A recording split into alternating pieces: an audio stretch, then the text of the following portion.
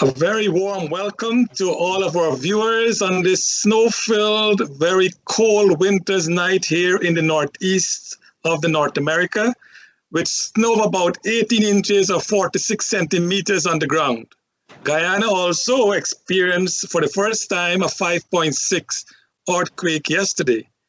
Tonight, as we cuddle in our homes drinking hot cocoa, we want to thank Nohar Singh for making this platform available, and of course, Devin Bisu, our technical specialist. Tonight, we are particularly honored to have on our program a very special guest, the President of Guyana, His Excellency President Dr. Mohamed Irfaan Ali. Mr. President, welcome. Thank you very much for having me on the program. It's a great pleasure to be here. And I assure you, unlike where you are sitting, we are in very good weather conditions here. And we do envy you, Mr. President. We do envy you. Also with me is the indomitable Dr. Asquith Rose. Dr. Rose, welcome to the program. Thank you, Charles, and welcome His Excellency Dr. Irfaan Ali. Welcome, sir. Mr. President, I do have a keen interest in numbers. Maybe that's why I'm an accountant. You were born in 1980, the year our current constitution replaced the independence constitution, as we call the Burnham Constitution. Not only were you born in 1980, but your birth date is May 25th, one day before we celebrate our independence. No, wow. I have to fact check you. It's April the 25th. Oh, is it? It says May 25th on the internet. Okay. I hope you don't make these accounting errors in the balance sheet. I'll blame the internet. But also what is striking, Mr. President, is your Prime Minister, Mr. Mark Phillip. He was born on October 5th, which is the day that we celebrate as the return of democracy. But what is even more startling is that his birth date is one day before the Burnham Constitution took effect on the 6th of October, 1980. Is that a coincidence? Maybe. But Mr. President, is the heavens telling us a story pointing to a new horizon that beckons us under your stewardship? Well, I don't know whether the heavens is telling us a story. But what I can tell you is that this government, the government which I lead, has on its agenda issues that are aimed and ideas that are aimed at enhancing governance, improving transparency and accountability, enhancing democracy, and ensuring that the rule of law and the will of the people is respected at the end of the day. This, of course, requires a continuous assessment of the legislative framework under which we're operating. And of course, over the last, well, not over the last 5 months, but the 5 months after the elections, and even before that, pointed to some striking issues that inherently affected our democracy and caused us much international harmed the reputation of Guyana. Our electoral system also showed areas of concern. As a result of this, and in keeping with our manifesto, we have committed to ensuring that we look at constitutional reform. Electoral reform is key on the agenda, and all of this is aimed at a better country, a stronger democracy, and a more functional democracy. Beautifully put, Mr. President. Before I ask Dr. Rose to ask his first question, I know, can we ask how is the first family doing? Well, thank you very much. They're all doing well. I'm sure my son by now is up and running around. But I want to take this opportunity to wish all of you, your families, and not only your families, but all our viewers, their families, and the Guyanese population here and in the diaspora, not only continued good health and success, but to continue to stay safe in this very difficult period we are living through. Thank you, Mr. President. Charles, you're on mute. Charles, you're on mute. Yeah, Mr. President, can we ask you, can we expect the first son to have some siblings by the time his parents left the office of president? Well, we need to build our population, right? I agree. Work in progress. Work in progress. Thank you, Mr. President. Dr. Rose? Mr. President, welcome and thank you very much. First of all, I want to say today is the first day of Black History Month. And on this day, we should recognize Dr. Carter Woodson. He's the founder of Black History Month way back in 1926. So all month will be celebrated across the United States. The month of February is known as Black History Month, and there'll be also various projects and community work all across the country. Thank you for that. Now, Mr. President, I'm going to ask you a very generic question. What do you want the Guyanese people at home and in the diaspora, especially here in the New York diaspora and the rest of the diaspora around the world, to know about your development plans for Guyana? Well, that's a very wide and open question. I know.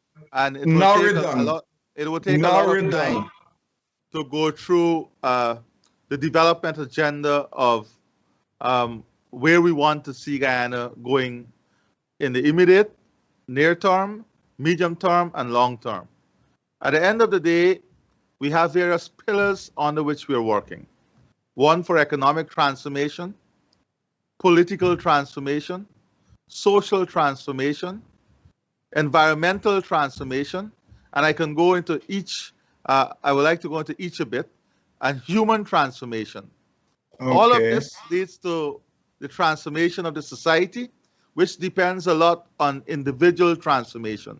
Because at the end of the day, development and the functionality of development, the output of development, is really to enhance the welfare and well-being of people, the citizenry of our country, and even in the diaspora. That is the ultimate aim of development, to create not only economic wealth, but to create an environment in which human development is advanced. So all of this has to be done in a very strategic and transparent manner. And that leads us to what will create an enabling environment that, one, will secure the existing economy, and two, will take us into the future. The first thing we have to address is what are the hindrances to our development. One, the cost of energy, human capital. These are all what we can consider hindrances. The lack of transformative infrastructure, a healthcare system that is not modern, an educational system that needs continuous modernization. These are all issues that we have to tackle and deal with as we set up this agenda in moving our country forward, in improving the welfare and well-being of the people of our country. So we have set ourselves some very ambitious goals and a strategic vision in how we're going to achieve this. First of all, we have to build a world-class educational system. And this is where the resources that will come from oil and gas must go, to ensure that we have a world-class education system, a world-class healthcare system, to ensure that we build infrastructure that will not only transform the physical landscape of our country, but that will open up new opportunities in agriculture, industries, manufacturing, aquaculture, because the wealth must be able to create new opportunities of growing new forms of wealth, whilst at the same time stabilizing and enhancing the traditional sectors. That is why we'll continue to invest in key industries that has important social and economic impact, like Gaisuku. So the transformation you will see from a infrastructure standpoint, will see opportunities for deepwater harbor, new shore-based facilities, the reduction of traveling time and cost of doing business, linking Guyana with Brazil through a road network, opening up of hundreds of thousands of acres of land for agriculture, opening up thousands of acres of land to deliver the 50,000 new house lot and housing program. That is what the infrastructure is linked to. Investment in education to build not only a center of excellence, but to build an ICT platform that is second to none globally. Incentivizing healthcare and education to bring more private investment in, whilst reducing the costs for local healthcare, and at the same time opening up opportunity for health and education to become key export earners for us. This, of course, requires investment that will give us a highly skilled workforce, a highly educated and literate workforce. That is a key part of the investment strategy in that human capital. Then we have to tackle what is it that is this great barrier for us to advance manufacturing and industrial development. And it is the cost of energy.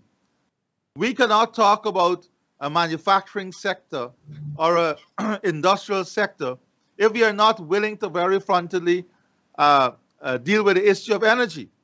And we are now working on an energy platform, an energy mix platform that will see natural gas, that will see the hydropower, the Miles Falls hydropower, that will see an energy mix that is aimed at bringing down the cost of energy to make us globally competitive.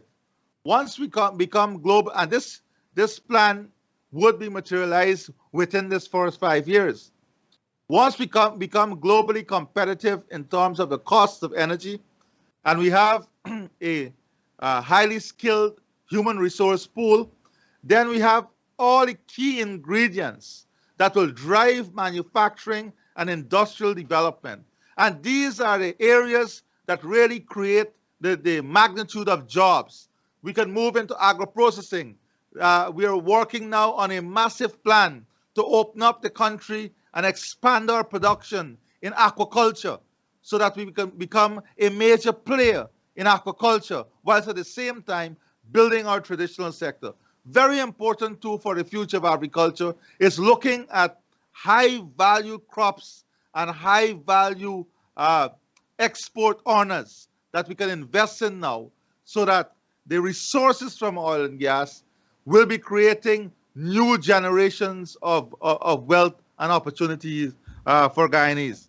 So all of this, of course, requires us to relook at the market, the market sophistication, the upgrade of farm-to-market access roads, investment in communities themselves, investment in people, ensuring that our population have great access to primary health care, because you need a healthy population also. And to support all of this, of course, you need to do all of this in an environment that is safe. So security is an important issue that we have to address. Security reforms, looking at ways in which not only we can give our members, men and women in uniform, better salaries and better allowances, but also how we can improve and motivate them to become more efficient, more professional. How we can ensure that we build a professional outfit that really deals with our security, the security of our nation. You will know that as we continue to advance and as we continue to get into areas that into new areas of development, when you're talking about a deep water harbor with port facility, you're talking about more sophisticated type of crimes and criminals also. So there will be tremendous retraining and retooling of our security forces to meet these new challenges that will be created. Also, you know, even without oil and gas, we had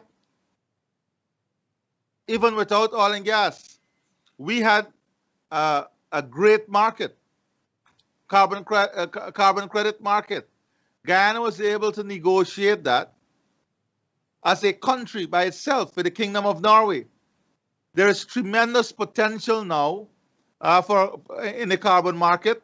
There is the blue economy that we're talking about now, climate change issues, biodiversity, environmental services, the sale of environmental services, and this is a key area for economic transformation. And in this area, we have the opportunity of creating high-value jobs, and that is another aspect of our economic transformation that has tremendous potential that we'll be focusing on. Then, of course, should I stop here and give you an opportunity? Yeah, I think you should stop there. You said a ton there. That's good. Thank you, Mr. President. Now, I want to turn to the diaspora. The diaspora has been one of the largest contributors to the GDP in Guyana via remittances and so forth. I will not go into the number of people in the diaspora, but the tri-state diaspora, New York, New Jersey, and Connecticut have the largest contingent of Guyanese abroad. Would you establish the diaspora's Region 11 in Guyana? Well, first of all, Professor Rose, let me say to you that the diaspora plays a very key and important role.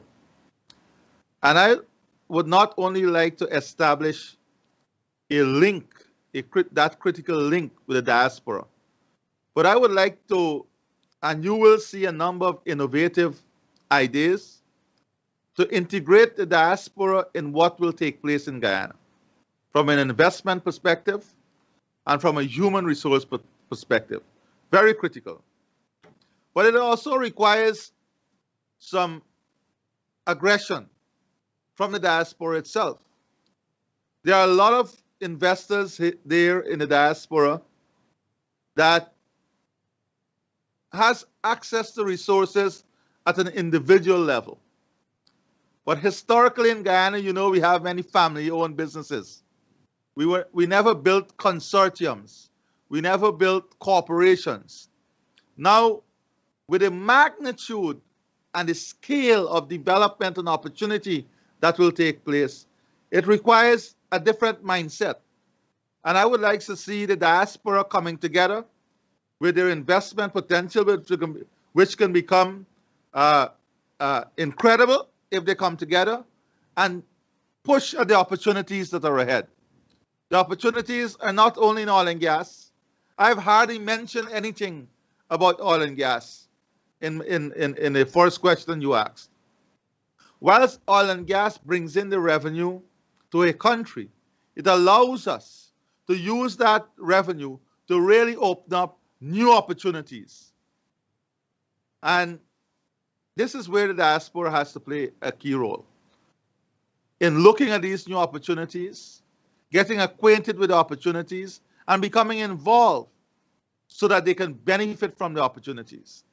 We also, at home, recognizes the great potential that resides in the diaspora from a skills perspective, from educational perspective, from experience, and in laying out the platform moving forward, we have to integrate that potential of the diaspora as far as possible, ensuring that you are not viewed as Guyanese from afar, but that you're integrated in a development pathway. And that is the ground that we have to find. That is a mechanism that we have to find. So we'll be investing greatly in the establishment of an institutional arrangement that would allow this, a framework that would allow this, so that it can be some structure in which we engage the diaspora and harness the potential that exists there. Okay, thank you, Mr. President. So in other words, I am taking that you'll establish a diaspora committee sometime in the future. Very, very shortly, that is on the agenda. Definitely it is on the agenda. Can I ask who you have in mind to lead that committee? Well, I want to put you on the spot. I can't say who we have in mind at the moment, but I'm sure it will be very inclusive of the great potential, leadership potential, and talent we have out there. Okay. A quick question to you. Wi-Fi in Guyana is a disaster. When you call people there, there's always cutting off and cutting off and cutting off. What plans you have in place to end this type of unreliable Wi-Fi services in Guyana? Well, first of all, let me say that this should have ended some years ago. We very quickly were able to end the monopoly and liberalize the telecommunications sector. Since then, we are seeing tremendous interest in added bandwidth capacity and private investment. And this, of course, would lead to not only more efficient service and more reliable service, but in a reduction of the cost of the service. Because that is one of our great hindrances. One of our great hindrance to competitiveness is the cost of bandwidth and the cost of ICT services. And that is being addressed now with the liberalization of the telecommunications sector. We're already seeing costs coming down. For a matter of fact, Professor Rose, we have just completed discussions just after the liberalization with private investment. You will see in Tushan, for example, a large housing scheme, about 150 new jobs being created there through a call center. We have private investment looking now to take fiber bandwidth into the West Demerara Essequibo Islands, taking greater bandwidth into Essequibo. That gives us an opportunity into Region 10 to not only reduce the costs, but to bring business opportunities in call centers and so on, where housewives can become employed, trained and retooled and employed. Because now they'll be able to have a job that adds to the family income, which eventually will expand disposable income and rebound to the benefit of the economy. Okay. Charles, over to you. Mr. President, you have laid out a very ambitious agenda, and I really want to wish you all the best. You give yourself 5 years to achieve some of those. But one of our problems in Guyana over the years is the inculcation and politicization of race into every facet of Guyana's history and culture. And that is a stumbling block to Guyana's success. Mr. President, even here in North America, we are divided. What are your government's plans to eradicate this problem once and for all? First of all, I want to say that the issue of race and race relations, Dr. Sugrim, is one that has plagued many societies. But sometimes we look at the government alone for the solution. To address the issue of race requires a number of things. One, it requires changes at the individual level.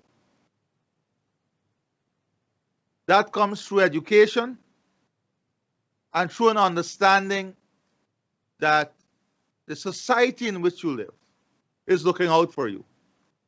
The society in which you live is creating opportunities for you. That you see yourself as an equal participant in that society. So let's address those two first. The development agenda that we are pursuing is one that cuts across all regions and all races. So the benefits of development, the output of development will rebound to the improvement of the lives of all Guyanese. And this is the first thing, to ensure that Guyanese are comfortable, that the government is operating and working in a manner and in a way in which they can all realize their aspirations, regardless of who you vote for, regardless of how you look. This government, my government, has a responsibility for every Guyanese. Beyond this, however, individuals must be able to develop changes among themselves. And there is a lot of persons who consider themselves intellectuals who use this issue of race to solidify their own position. They use the issue of race opportunistically, and we have to be able to address this in a very frank and open manner. They deliberately misconceive things and repackage it and disseminate it in a manner in which it appeals or promotes sentiments of hate and racial feelings. Why? Why such selfish agenda? What is the motive behind that agenda? And many times they sit from afar. Many times they sit from afar, and unfortunately, they abuse the platform of social media. And they use this platform to generate and create hate and try to promote distrust between the government and the people. My appeal to all Guyanese is judge us by our work. Judge us by our policies. This government is willing and ready to work with every single section of our Guyanese society. It is the only way we can uplift Guyana. It is the only way we can bring real and lasting changes and transformation in our country. We can build the best roads, have the best healthcare system, but if we don't change our mindset, if we don't respect and love each other as Guyanese, if we don't understand what is the concept of being Guyanese. If all three of us, and we go to our viewers, ask ourselves or ask the viewers, what makes you a Guyanese? All of us may have a different answer. But it is the set of values and guiding principles that cement us as a people. So the issue of race is a responsibility for every Guyanese. It's a responsibility for every leader. It's a responsibility for every commentator. We have a responsibility to end this. All of us are consumed by it. And all of us must understand that we have to do our part. We can't only come on these programs and say, oh, there's a race issue. What about the race issue? When are we going to fix the race issue? What are we doing to fix it? How are we going to fix it? Are we going to continue to say, this is the problem? And we must be willing and ready to call out those who see this and use this as an opportunity for their own selfish reason. Unless we are willing to do that, we'll be doing an injustice to the whole discussion on race and race relations. Thank you. Mr. President, you have been very passionate in your answer to that question, and I can feel it in you that you really want to get a problem solved. But Mr. President, Mr. Sugrim, there is no other option. I agree. There is no other option for Guyana. I want us to understand this. There is no other option than for us to come together. What is the fighting about? We are building a country that will be strong. Resources will be available to uplift the lives of all our people. There is no other option, and there is only one option on the table, and that is moving all of us together, unified as one people. There is no other option. Very, very well said, Mr. President. In this program, we had Vice President Jagdeo, and he indicated to us that there's only so much opening within the government sector itself. Most of the jobs that is going to be well paid will be in the private sector. But Mr. President, when can we expect your administration to ensure that the people who are given position of authority are not only qualified, but they also represent every ethnic group in Guyana?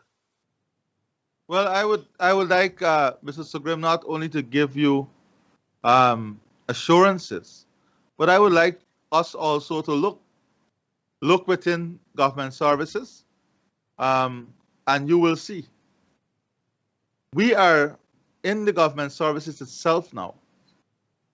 We are also trying to build a new generation of leaders across all walks of life.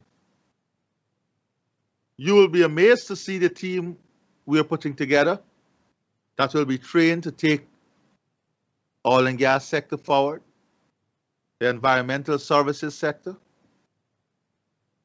It represents Guyana. Not only are these young people academically qualified, but they're driven.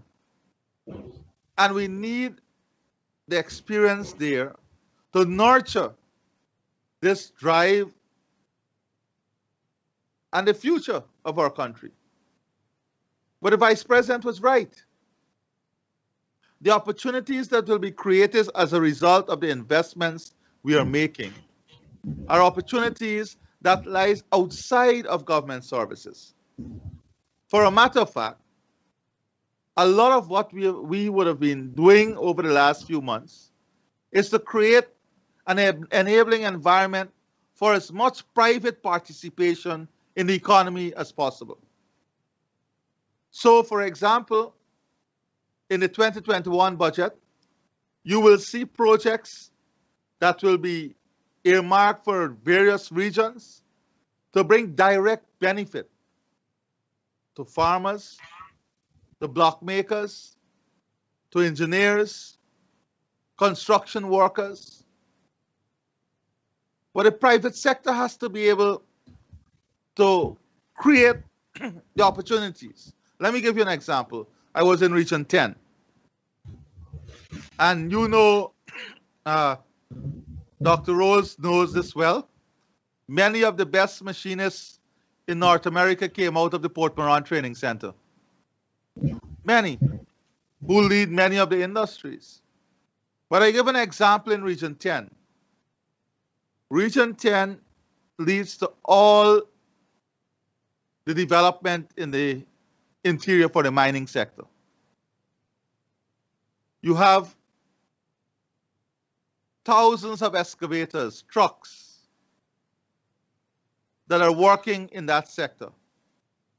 There is need for machining services. There is need for engineering services. There is need for mechanical services. Many times they would come all the way back to Georgetown to get those services provided. The government would provide a training opportunity to deliver the skill set. But here is an opportunity for the private sector to create a hub to provide engineering services and support to the mining sector. I'm just giving you one example. So the investments that we'll be making will not be only opening up opportunities, but it will be creating areas for new wealth creation. And the private sector has to play a key and leading role. So a lot of the opportunities, the infrastructure transformation requires contracting services, maintenance services, the deep water harbor, logistics services. And let us not forget also that we are working very closely with Suriname, because a lot of what is happening in Guyana is also happening in Suriname in terms of the oil and gas exploration.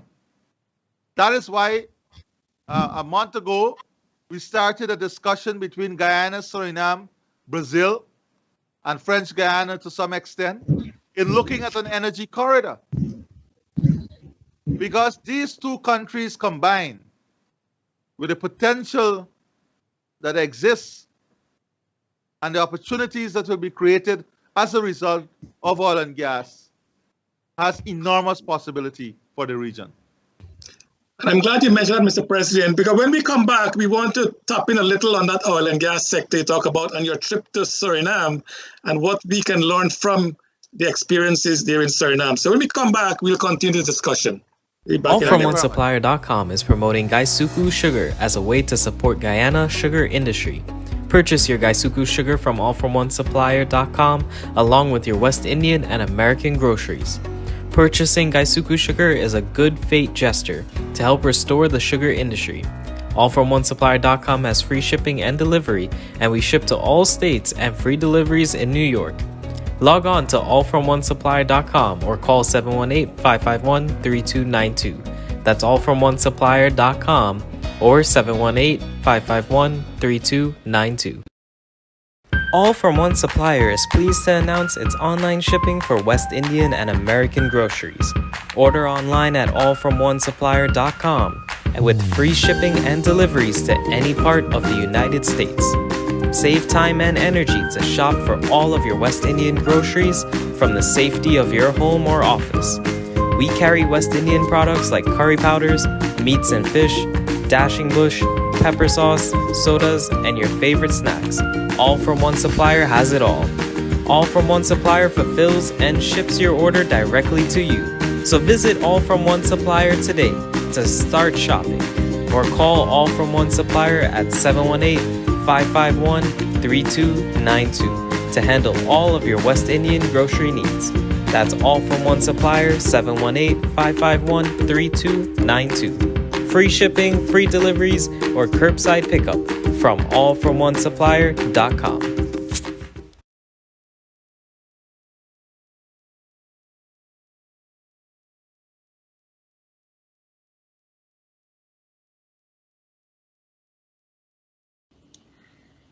Welcome back to our viewers, and thank you, Mr. President, for staying on with us. Mr. President, in the last session, you touched a little on your visit to Suriname, and I know you visited the oil and gas sector there in Suriname. In your view, what is your government assessment of the production sharing agreement that we have now with Exxon in the Stabroek Block?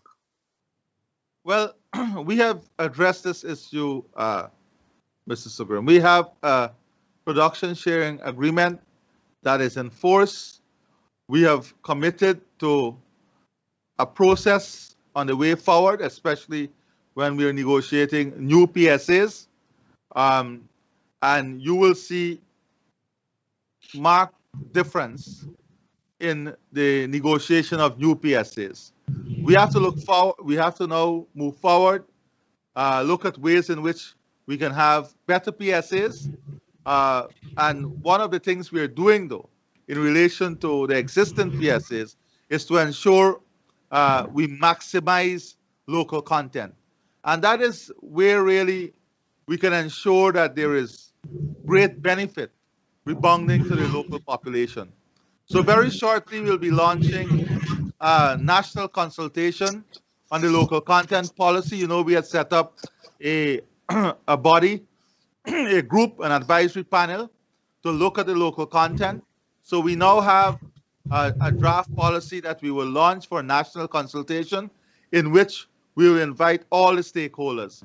So very, very key and critical is to look at the existing circumstances and to try to maximize the benefits that is available there for Guyanese. But the future PSAs, of course, will take the new realities into consideration and will be tremendously different, because then we are now talking from a position of strength. We know what is there, okay? In relation to Suriname, you know, they have a refinery there. So a lot of people ask the question, why not a refinery in Guyana?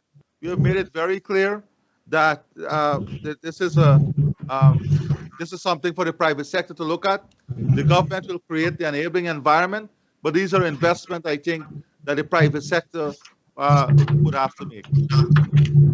I'm very confident that with the environment in which we are creating, wherever there exists opportunities for investment in the value-added chain or the downstream side of things, that you will see those investments being made. What I can tell you is that there is tremendous interest, enthusiasm, and confidence in what we are doing now. And as a result, we're seeing almost all the major international investors looking into our direction and are opening up a conversation with us. And Mr. President, I don't want us to conflate the local content policy with the existing agreement that we have with Exxon. As you would recall, that Chatham House and other professional bodies, they're of the view that Guyana is likely to lose about 55 billion US dollars based on the existing contract with the Stabroek block alone. Is your government of the view that this is a good projection, or is it not? Well, first of all, we have made our views on this public already. We have already said where we are in terms of this production sharing agreement, what we have inherited, the sanctity of contract. We have spoken about areas that, and we've spoken at length about this, areas that could have been better, but we have a PSA that exists. We have to ensure we work on getting the best out of what is there and ensuring the future PSAs, which I can assure you will be far different, because we know we're operating from a different perspective now. Thank you, Dr. Rose. Yes, Mr. President, I'm going to GCOM, which failed miserably, in my opinion, in those 5 awful months in Guyana, March 2nd to August 2nd. Now, GCOM is operating on a structure put together by Jimmy Carter for the 1992 election to reestablish democracy in Guyana. But when you have a commission with 3 PEP members and 3 PNC members, given the toxic race politics in Guyana, do you think that can be effective? And do you intend to change that structure? Dr. Rose, the problem in the last election was the Secretariat. Mingo is not a member of the commission. Lowenfield is not a member, but Lowenfield is a chief election officer. And we have to ask the first question. Professionals. It is the professionals who were supposed to be unbiased that failed us in the first place. The Secretariat itself. And that is what has to be addressed. The restructuring of the entity itself. We didn't reach to the commission. The problem started with rogue action. The problem started with unprofessional behavior in a wide view of the world. So, systemically, and this is why I said, Dr. Rose, I think you spoke to me some time ago. And I see the media play up some people too. You have to decide whether you're a politician or you're a professional. And that is one of the major problems that we have to address in the country too. Don't tell me that you're a professional environmentalist and you are only care about professional things and professional conduct. And at the same time, you are on a political platform supporting and promoting a political view, campaigning for a political party. There must be some separation. So yes, I agree with you. That is why I said electoral reform is critical. But I do not want us to forget that sometimes we narrow it to this Carter formula on the commission. But the Secretariat itself failed. The professionalism and professional conduct that was expected there did not deliver. And that has to be fixed. That has to be fixed. Okay, Mr. President, in the last campaign, the PP campaign on free education for all, from nursery to university to post-secondary. And you have announced that UG will be free as of sometime in 2024.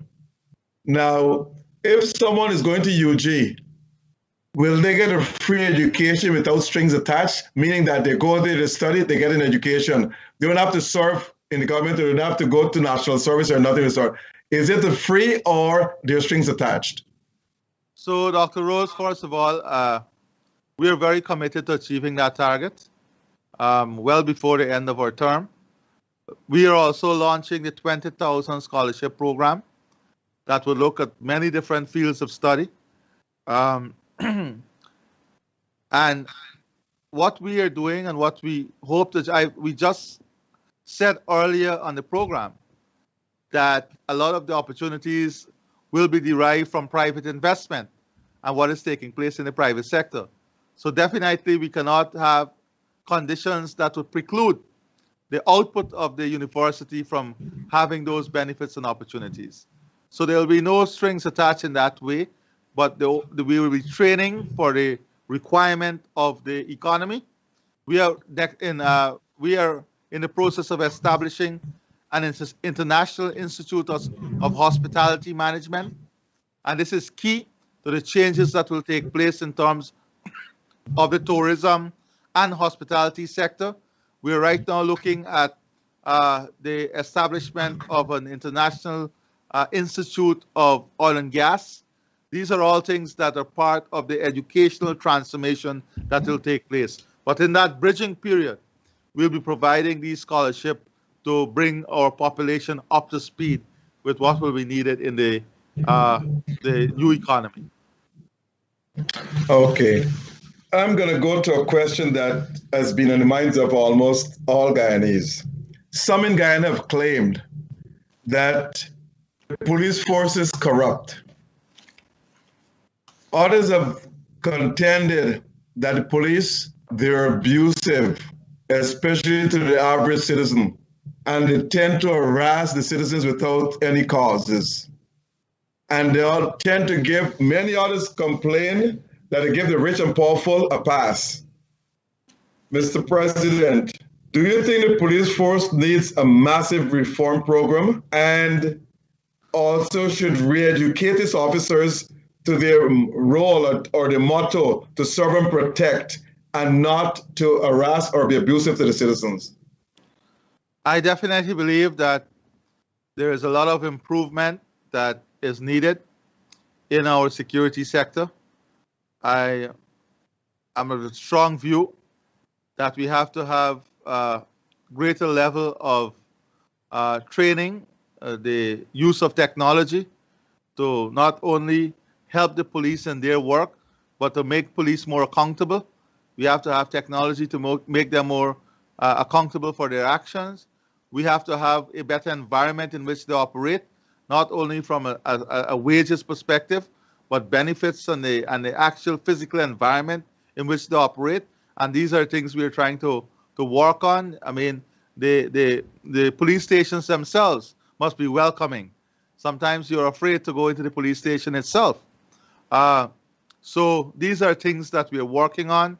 We're working on the regionalization of the police force from different perspectives, not only from, and also looking at the police services, not only from a crime fighting perspective, but from proactive policing, dealing with many other matters in our society.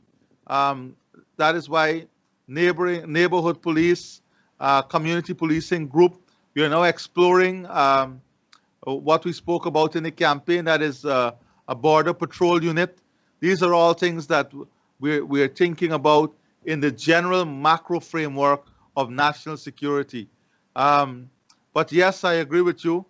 There is a lot that has to be done, and there is a lot that will be done in terms of reorganizing, retraining, retooling, motivating, holding the force accountable for their actions, and also at the same time providing an enabling environment in which they can operate and carry out their duties.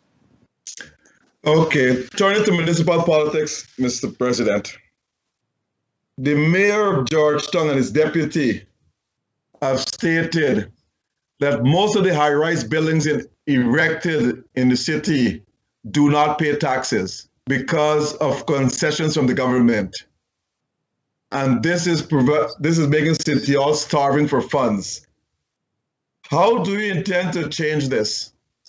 Well, first of all, before we address the question of how we intend to change it, the question, is this true? Is this true? The mayor, the deputy mayor said it. Well, that doesn't make it true. Because, Dr. Rose, you will recall that there was an amnesty when the APNU AFC was in government. Tons of revenue was raked in during that amnesty. Where is the revenue? You have to have a system that people feel confident represents them, and whatever you pay into the system must be working for you. We have decades of misappropriation. Just look at Justice Kennard's report, his COI into City Council. It tells a story of nightmare when it comes to financial accountability and transparency. Look at the Auditor General reports. Decades of financial statements not filed. Mismanagement, misuse of resources. So yes, I agree that there are businesses that may not be paying their taxes, and we have to ensure that they pay their taxes. But at the same time, we have to ensure that the institution that is collecting the taxes there in the city is managed in a transparent and accountable manner. We have to ensure that it's managed and the resources are used in the interest of the city and the people. When the PPP was in government previously, almost every year we gave the city a bailout, help them with garbage collection, the electricity bill, or something. So central government, PPP central government support for the city was never lacking.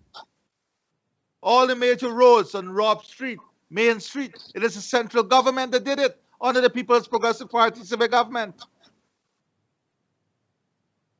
The city cannot find excuse for its own malfunction. They have to fix it. And we have to be able to say to the mayor that, listen, this has to change. The city has been under, well, APNU, AFC, PNC management forever. This is a product of the APNU, AFC, PNC governance. They are in control of the city forever. I think it's time the population in the city also look at things in a better perspective and place leaders there who would ensure the city works for them. Notwithstanding that, however,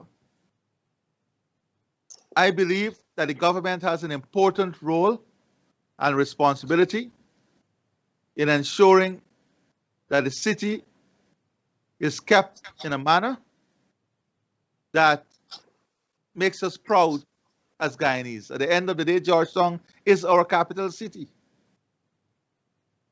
But you have to do so with the right environment. There are many things that we can do to transform the city. That includes the private sector. Look at the main drainage. We have a major parking problem in the city. Let us involve the private sector in a partnership in which they clean and maintain their drains. In exchange, they get to cover those drains with removable covers and use it for parking. Many businesses are willing to adopt different spaces to make them green and more beautiful, to replant areas in the city. How is it the city is engaging the private sector? What are they doing to build trust with the private sector so you can have greater participation, not only in paying of taxes, but in a general upkeep, modernization, and transformation of the city itself? So those are things we have to consider too. Mr. President, since we're in the city, I'll ask you one question before I put it over to Charles. Georgia was once dubbed the garbage city for years. It appears that garbage is re-emerging in the city as we speak because someone sent me pictures of garbage dumps here and there. What do you intend to do to stamp this lawlessness out and prevent and make the city free of garbage? Well, that by itself is a very loaded question, and I can give you a very loaded answer. Let us not have any misconception. The APNU AFC came into government with a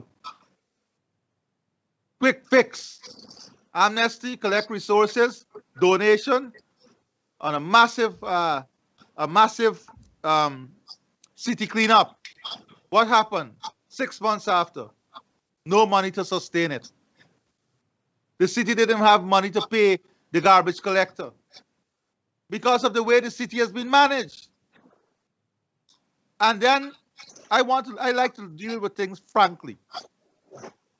Sometimes people believe that when they manage the city in a certain way and a certain manner, it reflects bad on the government. So the government get the bad name, you know? Look at how this PP civic government has the city. But it's the APNU AFC who runs the city. These are things that has to be fixed. The narrow-minded nature of the politics sometimes that exists within the city itself. I am ready to sit down to develop a long-term strategic approach to the redevelopment of our city. I'm ready and willing to do that. But we all have to understand that a city is much more than APNU AFC, much more than the PPP. The city is a representation of who we are as Guyanese. So you're not destroying someone politically or a political party by your inaction. You're destroying our country. Look at the state of the city hall, the city's engineers building. We are now trying to put resources together and work out an arrangement to have those buildings restored from central government, because it means too much to us as a people to have the negligence that is taking place in the city. Okay, Charles. Mr. President, continue with the discussion of corruption. As you know, corruption has eaten away the conscience of our nation. In Guyana, no one went to prison because of corruption. Here in the US, senators went to prison, governors went to prison, high officials went to prison because the system here works. Mr. President, can we put a time frame under your administration? Can you commit to our nation that you will bring an end to this corruption and those who are guilty of corrupt act will go to prison? I can tell you very clearly, I hardly think there is any leader globally who can really say that they brought an end to corruption. What I can tell you is that in a realistic manner, I will work very hard, the government will work very hard in ensuring that systems, institutional arrangements work, guidelines and procedures are in place And not only do they work, but people will be held accountable for their stewardship. And that is important. Holding people accountable for their stewardship. So that is something that I can assure you of.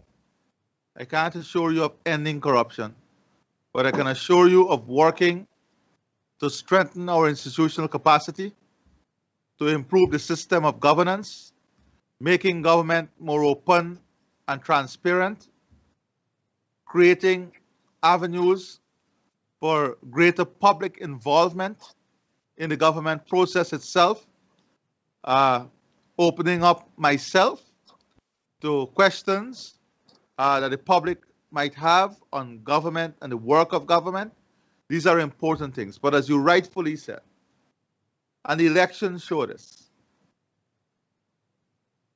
in every country, the people may fail you, but we must never have a situation where the institutions fail us. It is the institutions that make sure that right balance is there. And that is what we have to work on. Ensuring that the institutions never fail us. Build them strong, professional, and credible. And even in the oil and gas sector, we are being very, very, very careful in the level of involvement of politicians. That is why we said there'll be an arm's length relationship between the politicians and the Petroleum Commission. Because corruption is indeed an issue that we have to tackle. But you would agree with me that sometimes we get carried away too with perception of corruption and corruption itself. So I think once we're able to have greater public involvement and have the institutions strengthen and work, then Guyana will be heading to not only a more transparent future, but a future in which the citizenry can rely on the system of government and institutions to protect them. So, Mr. President, do we have your assurance that under your stewardship, the institutions you talk about will be strengthened and independent of political interference? You can be assured that the institutions will be strengthened. That is what I can tell you. And also that those institutions will be operating with their within the Constitution, within their different laws and rules that govern them, and that there will be no political maneuvering or involvement in trying to destroy that. Thank you, Mr. President. I'm glad you mentioned constitutional reform. When we come back, we'll start on that. As our time is, you spent 1 hour with us so far. We want to thank you so much, Mr. President, and we'll be back shortly for the last session of our program. Travelspan is now serving Guyana for over 26 years. They offer all airlines such as American, Eastern, Caribbean, and JetBlue. Guyana now has choices, so let Travelspan compare all airlines and offer you the best fare. And don't forget, Travelspan now has a shop, ship, and cargo division. So if you cannot travel, then shop and ship your items to Travelspan. Travelspan clears your items with customs and also has your items ready for pickup at any one of our offices in Georgetown, Berbice, or West Coast Demerara. Call Travelspan in New York at 718-845-0437, Georgetown at 227-1701, or Berbice at 337-4287. In New York, 718-845-0437, Georgetown 227-1701, or Berbice 337-4287, and West Coast Demerara at 269-0140. Let Travelspan book your flights or ship your items. Globespan 24/7 is serving the community for over 2 years. We hope that the programs have been of value to you as we continue to connect with the issues and politics that matter to you. Support Globespan 24/7 initiatives by logging on to globespan247.com. Click on Globespan 24/7 talk shows and make a contribution. Your contribution will help to build a better platform for the communities. On Globespan 24/7, you can also download the player for Roku TVs, Samsung TVs, and Android TV boxes. You could also download the Globespan 24/7 channel on your Android mobile phone. Support Globespan 24/7 and also support the companies that support Globespan, such as Travelspan and allfromonesupplier.com.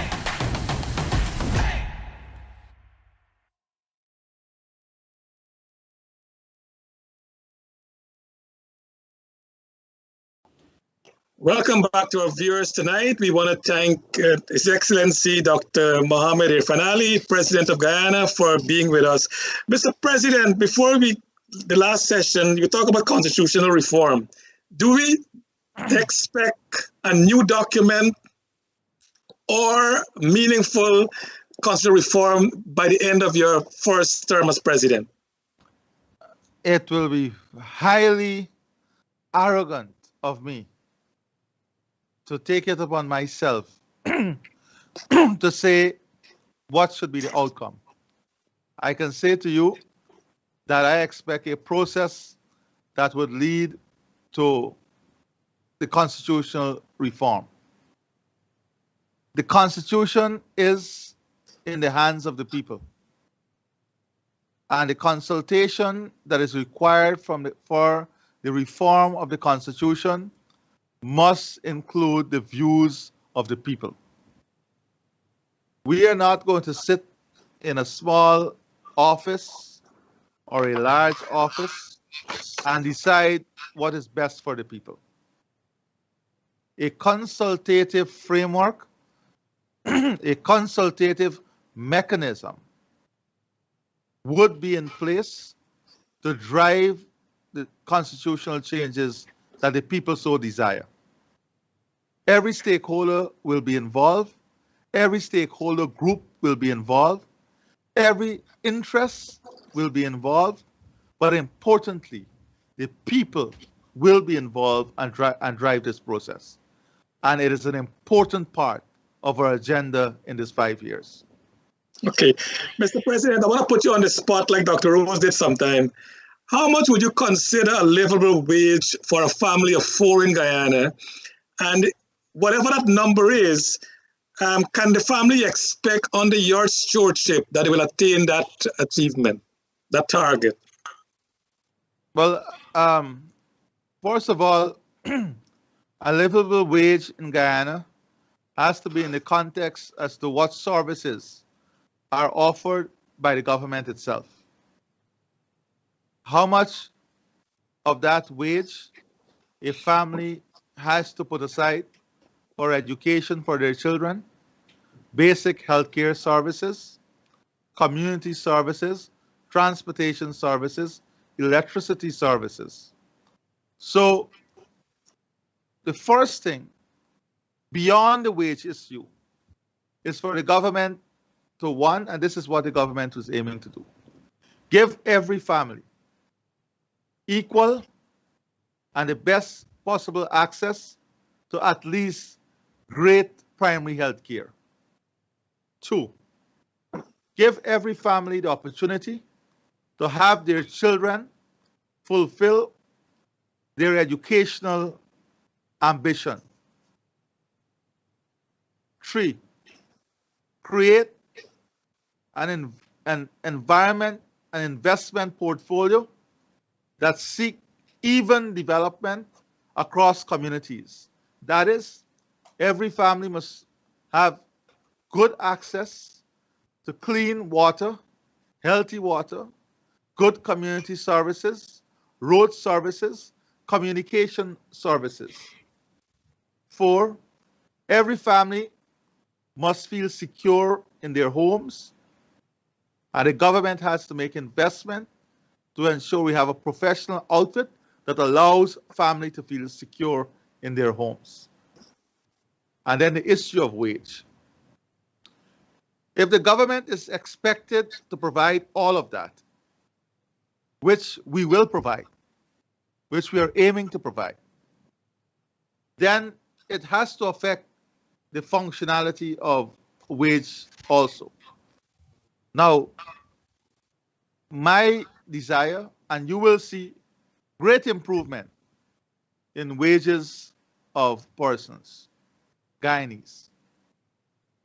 But there are different considerations. The government can't be increasing wages at a level that the private sector can't keep up with. Then when the economy heats up with all the private investment and government investment that is taking place, that has to be managed carefully because you can have inflationary pressure. And inflationary pressure leads to increase in prices. So Guyana is in such a delicate position now that it requires very strong and strategic leadership and management of the economy. Otherwise, one factor can get away easily with you and the entire assumption changes as to what is a livable wage. If you unleash all of the investment into the economy and ramp up government expenditure to the extent that inflation increases by 12, 14%, and salary does not increase to match that, then you will have wages that are not livable. So I want to say to you that I agree with you that a lot has to be done on improving wages, but in terms of the condition that you ascribe, what is livable has other dependent factors that I mentioned. So I would not give you the figure that is livable, but I can give you what we hope to achieve for every Guyanese to be considered a livable condition, livable wages and environment. And that is a good, healthy life where you have the propensity to save, you can own your own home, you can eventually graduate to owning your own vehicle, and you can have the family unit supported well. Thank you. So the quality of the life of the Guyanese will be enhanced based on what you just said there. Beautiful. You could not have put it better. Mr. President, agriculture is pivotal to our development, and you have a really great agriculture minister there. Will your government make financing accessible to farmers at concessionary rates? Now, that's a very important issue. And again, it comes down to how you view development.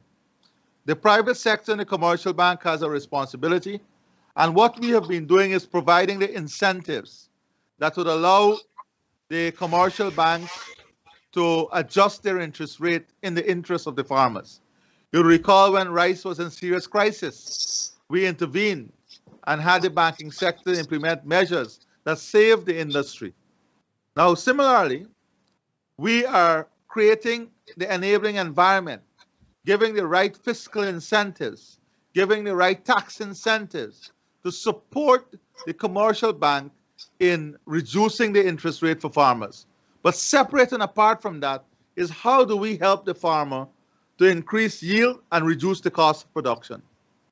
Very important, because if your cost of production does not come down to match the international competitiveness that is required, and your yield is not matching what the international yield is, then you'll have problems. Invariably, you'll have problems. So we're investing in drainage and irrigation. The entire drainage and irrigation expenditure is taken up by government now. We have reduced the land rent charges, the lease fees, by back to the 2014 position. You would recall that these fees were increased by as much as 300 to 500%. In some cases, 2,000%. We have reduced all of that and put it back to the 2014 position. So that is another support that we give to the farmers.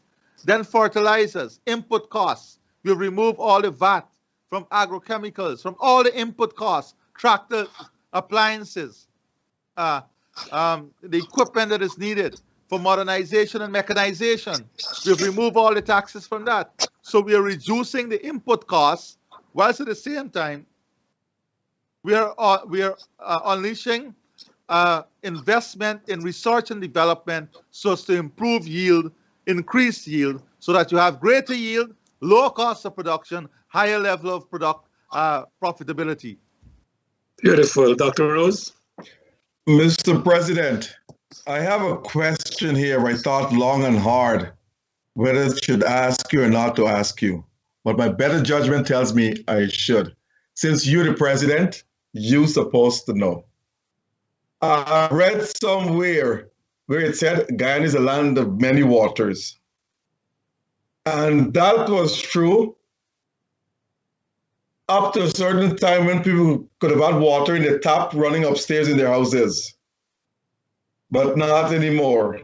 My question to you, I said twofold question. One, why are there black tanks in Guyana? And two, why are there still blackouts? Well, let's first answer your first question. I think you have a bit of history reversed there. We came from a position when there was no water. Growing up, I remember digging a hole, and I'm sure Charles knows this. You used to dig some hole about 1.5 feet down in the earth, and then you used to go with a buttercup. You know buttercup, Maybe Professor Rose, you are an urban guy. You don't know the buttercup. No, I left there. I don't know what buttercup is now. Okay, you have a butter bowl. You go and you dip and you fill up the bucket, and then and that is how you got water. So when we came into government, we started to invest greatly in water until we moved from less than 25% coverage to almost 89% coverage. And that has continued to increase.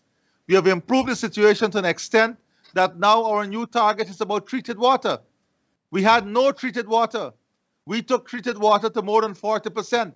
Our target in this 5 years is to take treated water to about 65%. So that is the improvement that is taking place. And why the black tanks? I think the environmentalists would not want the black tanks to be removed. The black tank is a critical part of our reality.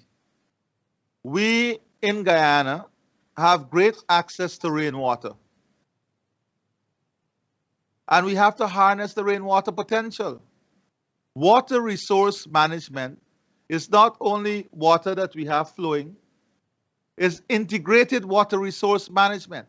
How do we maximize the use of rainwater? How do we maximize the use of fresh water? And rainwater is part of our national asset when it comes to water harnessing. For example, in the hinterland communities, if you go to some of these communities, they will tell you that they want their own black tanks because of the great potential in improving their lives. And you know too, Professor Rose, when you go to Florida, in many of the communities, they have their own wells. It's a private investment. You have to drill your own wells in your backyard and then pay taxes on it. There's great tanks, large tanks that is there to harness the potential of rainwater. So rainwater. No, but my question is, why the water can't get upstairs to your house without a pump and without these things? Well, depends on which area you're talking about. There is different level of service in different areas. There are some areas that water will get up to the second floor, third floor. There are some areas that, of course, you attach your pressure pump to your water source, not the main, to your water source, but access to water definitely along the coast. The greatest challenge is in the hinterland, but along the coast has really improved tremendously. Okay. Right. Blackouts. The question is on the issue of blackouts. The question is the cost of energy, the cost of maintaining such an old infrastructure. Those are two things that we have to address. Then there is what you call technical and non-technical losses. And you know what I mean, Professor Rose? Yeah. There's commercial losses through theft, illegal connection, and then there are line losses, technical losses. Right. So what we're doing now, we are looking at the improvement of the transmission system to reduce technical and non-technical losses, whilst at the same time we are looking at the energy mix, solar, the natural gas and hydro that will bring down the cost of energy substantially. That would put back more money, more disposable income in the pockets of people.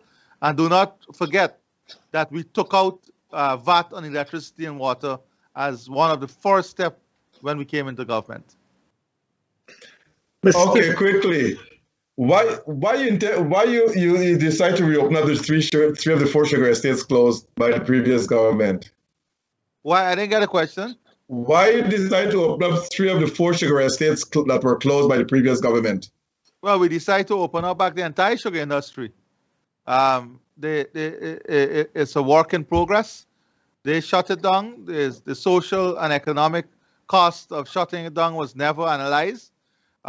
We know, and you know, that the social and economic impact of sugar and the integration of sugar into the lives of many of those communities is not only critical, but fundamental to survival.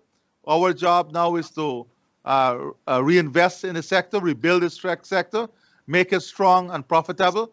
And we are working now on not only on the rebuilding of the sector, but looking at harnessing some private sector potential and capital in doing this together.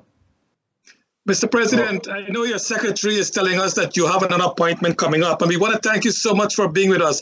But in closing, I want to ask you this question. I want you to flash forward to the end of your presidency. What do you want your legacy to be? And more importantly, what will you want the people, the citizens of the country to remember of your legacy? Well, first of all, I'm not working for a legacy. I'm working for the people of this country. At the end of 5 years, I hope that they would want to re-elect me in a larger way. So we get to 10 years. But my hope and aspiration is for every Guyanese to feel great pride in being a Guyanese. That pride must be built on a love for each other, love for country, love for community. It must be supported by a strong economy, by a country that provides good health care, educational services for its citizens, and a country in which we all will be proud to be part of. And in doing so, I can only commit all my energy and my service to all the people of this country. And I can say that the government which I lead also would do the same. I want to see smiles on the faces of Guyanese. I want to see us embrace each other with true meaning, with true understanding, and with true conviction of that motto: one people, one nation, one destiny. I want to see a Guyana in which it must not be difficult for us to reach out to each other. There must be arguments. There must be debates. There must be varying views. But there must always be a common thread of wanting the best for Guyana.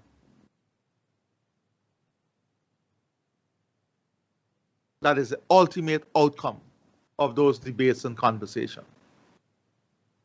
A quick question for you, Mr. President. I can't let you go without answering this. Charles, you want to hear a question? No, go on, Doctor. Mr. President, many in the coalition said that the PEP rigged and stole the last election from them. And the PEP said the coalition rigged the election as well. Did the PEP rig the election and stole it from the APNU? Well, maybe, Dr. Rose, you should tell them the truth. And that is how we have to start. By all of us. I don't know. I'm asking you. You have to put aside. And if you're saying you don't know, then you'll be part of the problem. Because I know you know. So you have to start. All of us have to start by derailing this misconception and this, this idea of trying to trap people's mind. The world know who tried to rig the elections. The world know who tried to steal the elections. The world sat there and saw who was trying to manipulate the statement of polls. The world sat there and looked at the recount. The world sat there and saw all our statement of polls that we put on the social media platform long before the recount, and they were able to reconcile that with the recount. And a man of the great caliber of Dr. Rose cannot tell me he too did not see. A man of the great intellect of Dr. Rose cannot tell me that he too did not see, for he'll be failing his conscience. And tonight, you should not fail your conscience. You should let the people know directly from you too. Thank you very much.